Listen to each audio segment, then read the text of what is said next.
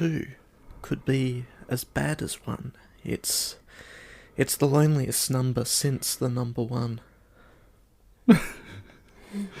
3 is too big and isn't lonely because 3 has hobbies that distract him from everything else. So 1 and 2, both lonely. If you only have 2 people, that's lonely. 3 people is altogether too many. Yes, that's right. Yeah. 3's a crowd. That's what the saying says. 3's a crowd. Yeah. All right. Well, the saying also says that 2's company. Ah. So company is lonely? Yes. Right. Yeah. Colin had a problem and a microphone to spare. Thomas took it up and so the podcast went to air. For weeks and months they trolled through every single DVD. They've unwrapped all the ones they can and now they're cellulose free. Now they're cellulose free. Hello, dear listener, and welcome to Cellulose Free. My name is Colin, and with me, as always, is my fellow film watcher, compadre and son, Thomas. Hi, hello. What have you been up to? The malaise continuing until morale improves. The beatings shall continue until morale improves. There haven't been any beatings. Right, I'm going to have to get the swishy stick out then, aren't I? I'm not sure it would improve morale. Okay. Yeah. So, nothing else to add to that? No, nothing happened this week. Huh? No. You? I must confess, not a lot has happened in my world either. I have gone on a number of walks that have been, I guess, mind-calming, which has been good. A bit of that has been listening to podcasts as well to stop the mind from thinking about stuff that it can't do anything about. Yeah. But other walks have been sort of more grounded and more focused on the environment. And yeah, I went on a walk with dear listener Helen, and that was really nice. Some wonderful scenery and good company. Yeah. But other than that, actually, that was a funny one, the walk with dear listener Helen, because I had earlier in the day gone on a fairly lengthy walk, and so was sitting well over 20,000 steps. Mm-hmm.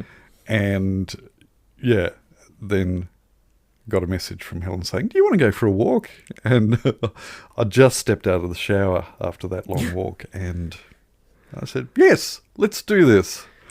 So put walking clothes back on and shoes back on, and yeah, got some more walking in. So I think beat your half marathon. Yeah.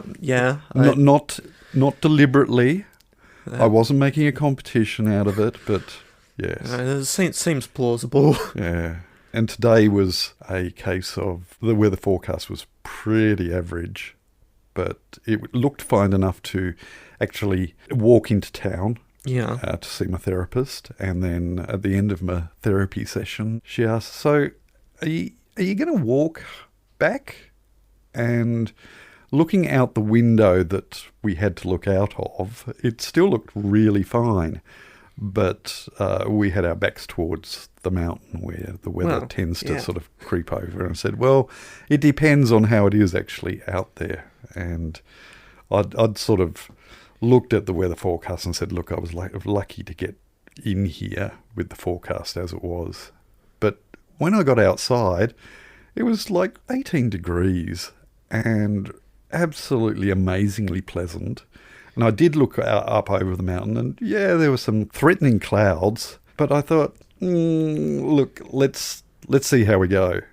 So I got over the bridge, and I thought, if I need to duck down to Eastlands and catch a bus, that's what I'll do. But no, the weather still behaved itself, and so I got back home, and that was, what did I get today? 25,500. Yep. Yeah.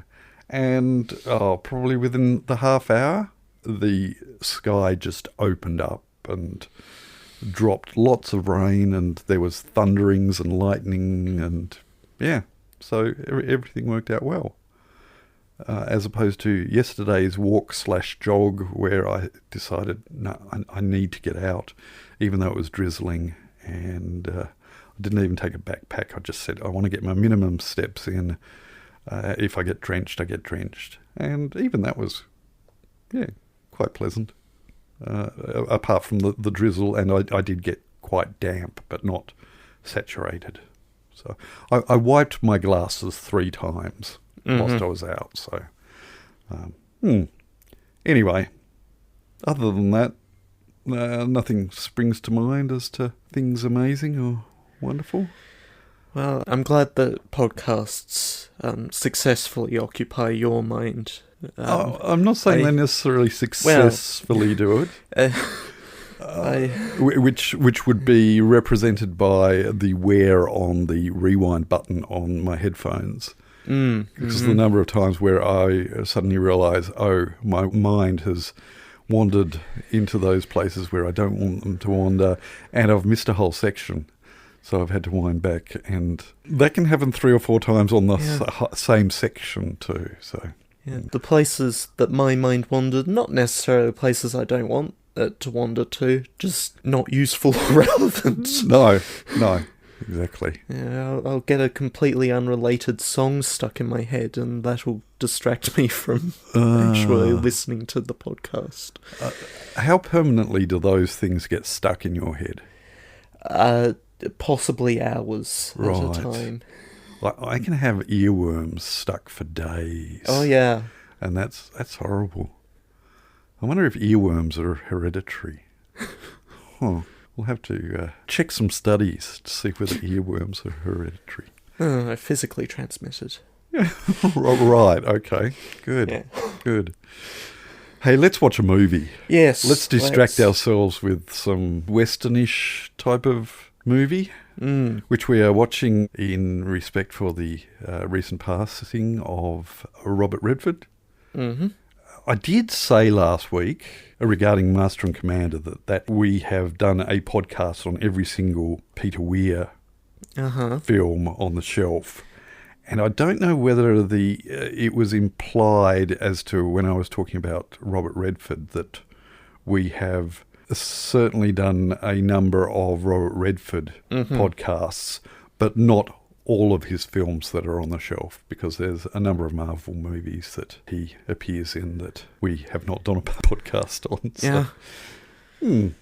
Anyway, but we are watching a Robert Redford movie that is not on the shelf. It is not, no. No, but it is now streaming on Disney Plus. Yes. And by way of the 20th Century Fox acquisition. Yeah, actually there was a whole heap of shifts going on this past week. So Prime, got all the James Bond movies for Australian distribution at least, and they were on Stan. I don't know whether they're still sitting on Stan now, but Just Watch showed huge amounts of films sort of suddenly appearing on Prime. So I wasn't sure whether Butch Cassidy had done a jump. Oh no, the reason that it rang a bell as far as Just Watch was concerned was that I was looking through movies to watch next week and looking at my Just Watch tagged to watch, and there was Butch Cassidy sitting at the bottom there as my last addition too. So I can take that off again, seeing as you stole my selection. Yeah. Yeah. Yeah. What? I think I've implied what we're watching this week. Yeah. What are we watching this week? We are watching Butch Cassidy and the Sundance Kid. Yeah, that's how my mind is working at the moment. Or not working. Please tell our dear listener what Butch Cassidy and the Sundance Kid is all about. Sundance is a mighty quick draw, and his partner Butch is a gifted get-rich-quick schemer. With the law on their trail, the two pack their guns and, along with Sundance's girlfriend, head for Bolivia, away from the men trying to bring them to justice and death. Only if the justice works. Yeah. You would think, wouldn't you? Well. I mean, maybe they're not guilty. Maybe they've just been a little naughty and don't get the death penalty. It's just making a lot of assumptions there. Innocent until proven guilty, Thomas. I may possibly know how this film ends already. It may, in fact, have a specific trope on TV tropes named after it. It might, indeed. Yeah. That is what we're watching. We are watching it on Disney Plus, and Thomas is going to get the set-top box ready whilst I go and see whether anyone is interested in watching this film with us. We're going to watch it and then come back and talk about it. So we shall catch you on the flip side. Splash. Turn to side B. Is that on your back so that you can do backstroke? Sure. Good. Sure. Roll the film, you mongrel.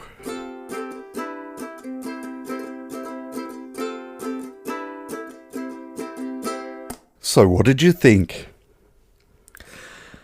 A little meandering for my tastes. Right.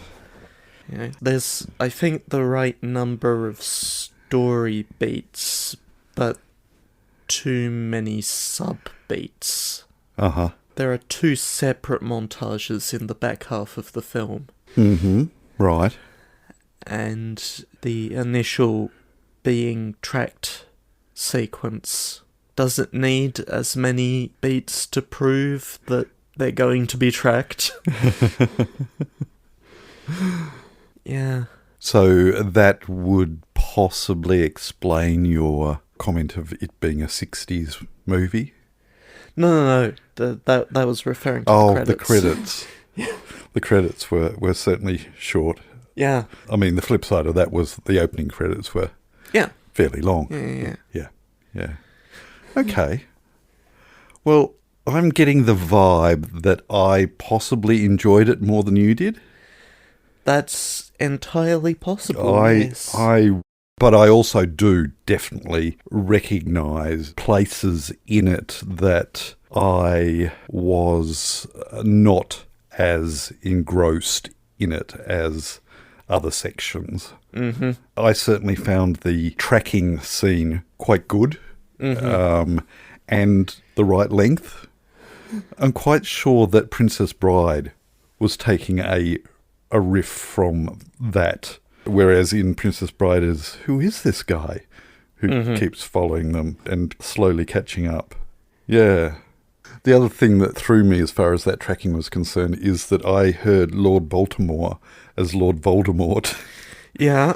When it was first said. So I had to Google it and I said, surely that wasn't Voldemort. But Baltimore and Voldemort, yeah, I think I can be forgiven for misunderstanding that. Yeah.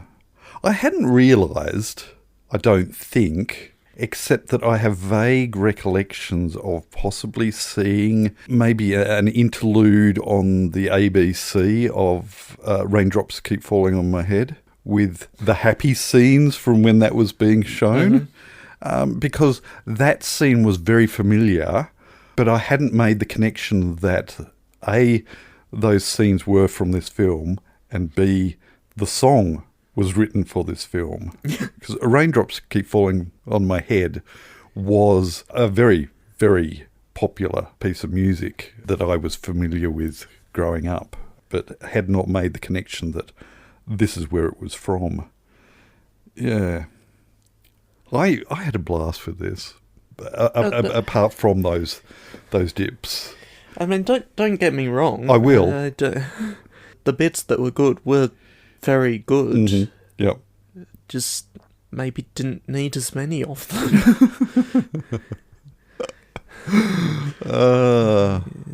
What about the dubba-dubba-da chase music? Well, if I was going to keep one of the 2 montages, it would be that one.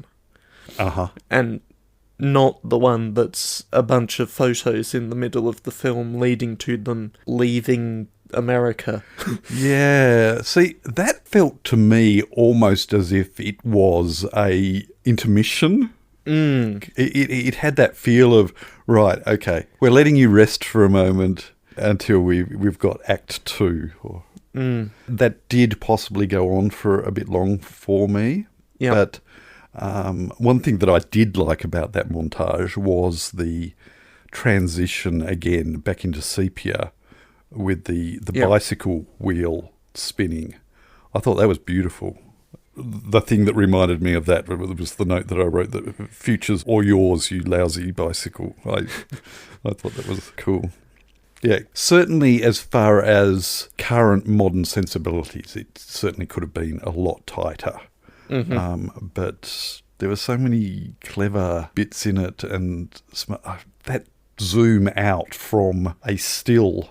I'm still trying to get my head around how they pulled that off, because it wasn't grainy. The close-up wasn't grainy, and then it zoomed out to, I don't know, maybe it was a matte with the still image placed into it. I don't know, but it worked incredibly well. I really liked that shot. I'm going,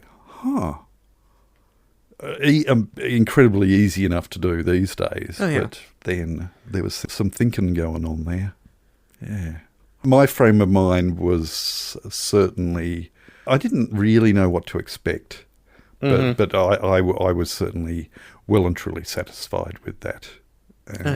All I knew was how it ends. Yep. Whereas I think I got the vibe that, I don't know, I think I'd got the impression that it ended with that jump, but it certainly didn't, and yet it's tough in that I've been listening to podcasts recently that make mention of this film, and it mentioned that ending, and that conflicted with what I thought, and so to have that conflict happen again whilst watching it was, a bit of a throw. All right, do you have anything else you wish to say about Butch Cassidy and Sundance Kid? No. Right, other than... I had a reasonable time. Yep. You know what I'm picking for next week now, don't you? The prequel. Made 10 years later with none of the same actors. Yeah. I'm sure it's going to be a great film. Yeah. All right, I won't do that too. All right, well, if you've got nothing else to say about it, we shall move on. The following segment has no title. Thank you.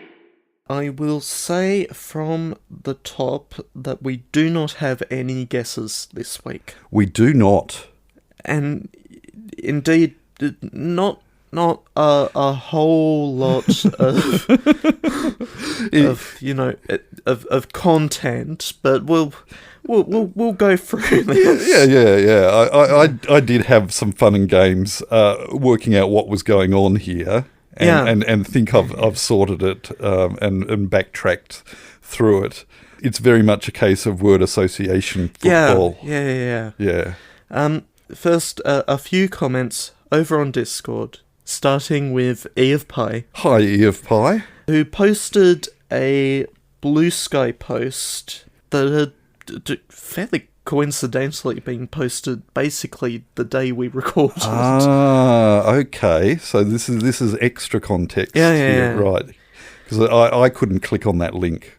No, well... I could have copied it and looked at it, but I'm only just realising that there was that link. That's the whole post. Yeah. That little box there is the whole post. Yep. Which reads, April 1805. Napoleon is master of Europe. Only the British fleet stands before him. There is nothing in naval law stating that a golden retriever cannot serve His Majesty as captain. Oceans are now battlefields. Which, as happens, word association. Unhappy Yak goes for air, land, and sea bud. Yeah. Which, of course, once you're doing lists of things, you must have, from Blue Mechanic, the four buds lived in harmony until the fire bud attacked. Yeah. No, I don't think, because it was even before your time. I hadn't realised that Airbud was so old. Yeah. In that it and the sequel came out before you were born. I thought it was far, far more recent than that. And then I think there's probably dozens more sequels of it. How many Buddies films have they made? No, it's Bud films. Not Buddy. Buddy films is going to give you... What? Okay, so 5 Air Bud films between 1997 and 2003. And a 6th coming out next year. Yes, I noticed that and thinking, wow, what is that? 20... How many from between the first one and the last one? 29 years. 29 years. Yeah. 7 Air Buddies films. That's Air, Snow, Space, Santa, Spooky, Treasure, and Super Buddies. Oh, so you did experience some of them. Yes. Yeah, but not the Bud. No. Buddies. So Buddies were children of Bud? I'm guessing? Yes. Right. Yes. I have experienced Space Buddies, possibly Santa Buddies, possibly The Search for Santa Paws. It's one of Santa Buddies and The Search for Santa Paws. And Snow Buddies. I think you experienced Snow Buddies as well. Time ago. Who would know? Yes. So, and then Santa Buddies span off The Search for Santa Paws and Santa Paws 2, The Santa Pups. Meanwhile, we have a golden retriever commanding a British naval vessel in 1805. Yeah. Cool. So what a tangled web. And yes, so we evolved from air, land and sea bud to Avatar buds. So that is, as of when the film comes out next year, 15 Air Bud films.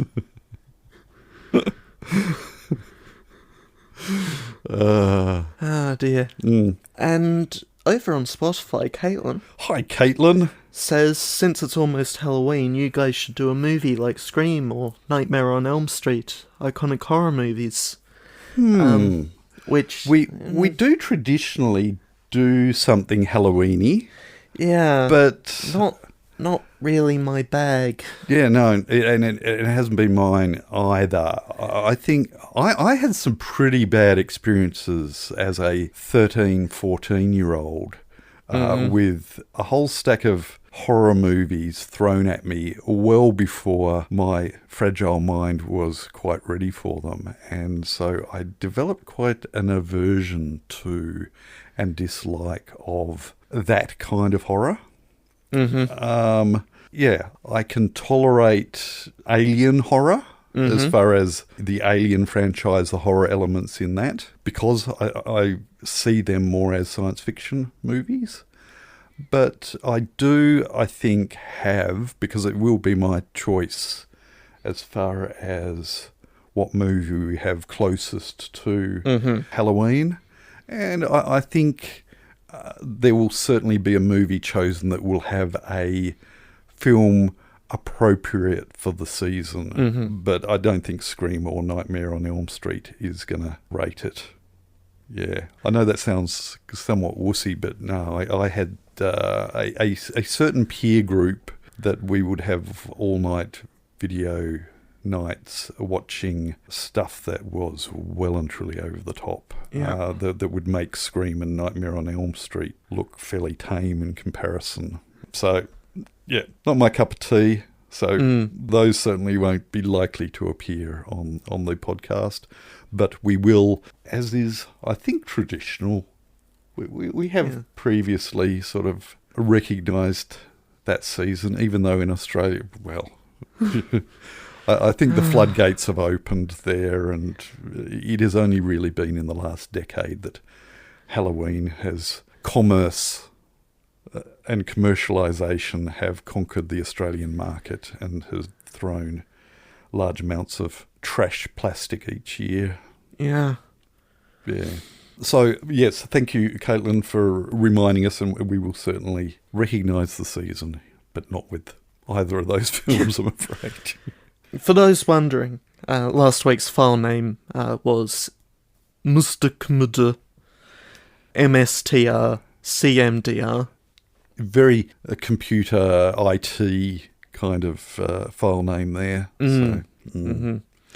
I'll be interested to know what you've done with this. Yes, it is an interesting one, and it was a spur-of-the-moment selection of a file name. I have used all 8 alphanumeric characters. Yeah. Which probably doesn't surprise you, but it's possibly it's either a really, really obvious one or a really tricky one. Yeah. It's going to be interesting to... When I was thinking just now, I was like, yeah, that could work. And that was the first thing that I thought of. Yeah. But, yeah. Okay, great minds think alike. Both of them mine. Yeah. Yeah. So, if you want to have a guess at what this week's up to 8 alphanumeric or underscore character file name was, or provide film suggestions, or any other sort of commentary on the film that we've watched this week, or on what we've been up to, then do let us know in all the usual places that are mentioned or not mentioned in all of the places that things are usually mentioned. Yeah, thanks for mentioning that. Yeah. You did that well. All right, I think we'll move on. Yeah. Pick a film for next week so we can go to bed. And it's your turn. It is my turn. I thought you were going to leave me hanging there. It is indeed my turn. And I know I certainly now have even more regret for leaving it so long watching that film, Butch Cassidy and the Sundance Kid. But there is a whole plethora, a cornucopia of films out there that, for one reason or another, have been well and truly recognised as a film that lots of people have watched, but I haven't. So this is another one that falls into that category. Okay. So this is a film that is not on the shelf, obviously, or not so much obviously. No, I think we're pretty much still... I don't think there's much on the shelf that... Usually you pick things up in order to watch. Almost immediately watch that's them. right. That's right. So it's not on the shelf. It is showing on Digny Plug. And it stars Sean Connery. Okay. And Nicolas Cage. Okay. And Ed Harris. Right. Just those 3. No, there are other people, but those are the 3 main characters. And this is the plot synopsis. When vengeful General Francis X. Hummel seizes control of Alcatraz Island and threatens to launch missiles loaded with deadly chemical weapons into San Francisco, only a young FBI chemical weapons expert and notorious federal prisoner have the skills to penetrate the impregnable island fortress and take him down. Is this film called The Rock? It is indeed. Yeah, okay. It does not star The Rock. No. The Rock does not feature in it, but The Rock does. Mm-hmm. Yes. I was thinking, there's a film set on Alcatraz that's called The Rock. Yeah. Is this that one? Yeah, this is that one. That one. Okay. Yeah. So the fact that you recognise that suggests that, yes, it's on the radar as being a film that... All that I knew about the film up until this point was that there was a film set on Alcatraz called The Rock. Yeah. So made in 1996. So Sean Connery is certainly not a young spring chicken, but he's still alive when this was made. Yeah. Well... mind you, I heard that he's starring in a film next year. The fact that he was cremated, you actually see the urn in the background of a couple of scenes. So, okay, I made that bit up. Just thinking about doing Weekend at Bernie's for real with an actual person in a film. Oh no! Oh,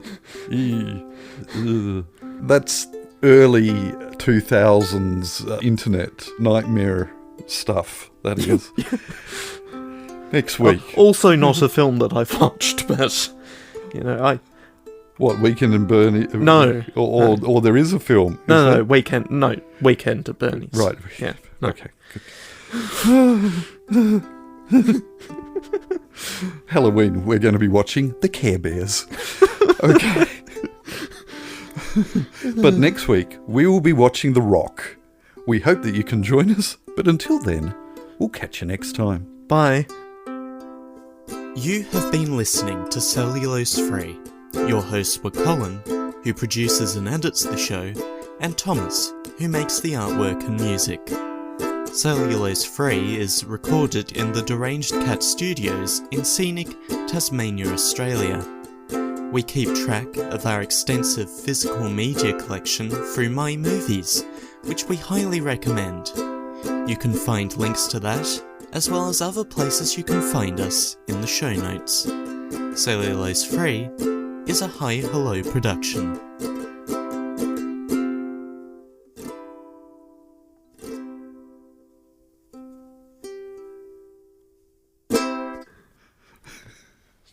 Just do a total subversion. That's the way to go.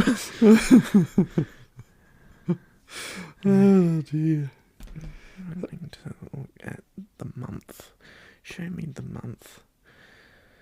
Oh, we got 5 weeks this month. Do we? Yeah. Oh, okay, maybe not then. So you'll have the week prior. Right. And then it'll be up to me to, well, that's a lot. Oh, hang on. Well, no, my plan still works. My plan does Your plan still works? Yeah. Okay. Yeah, I'm still good. Okay. Yeah. So, hang on. So, Halloween is the 31st? Yes. It is currently the 1st. Right. Okay, it happens that way. No, hang on. So, what's the last Wednesday? The last Wednesday is the 29th, and it will be my turn. And that's okay. Oh, so you can still do whatever you want. hang on, the podcast will come out on Halloween then? No, come out on the 30th. The last Wednesday is the 29th. It'll come out on the 30th. Oh, and then the Halloween 31st. will be on the 31st. Yes. Okay. You can still do something adjacent the week before. That's still fine. Oh, but is it? It's doing my neurodivergent head in. Oh, well. Anyway. Just set yourself a reminder. No, I will remember that, but yeah. It won't be the one that's closest to Halloween. Oh, well. Anyway, I'm stopping. Some threatening crowd. The 4 buds lived in harmony. The 4 bid. Yibbity. And notorious. My turn here.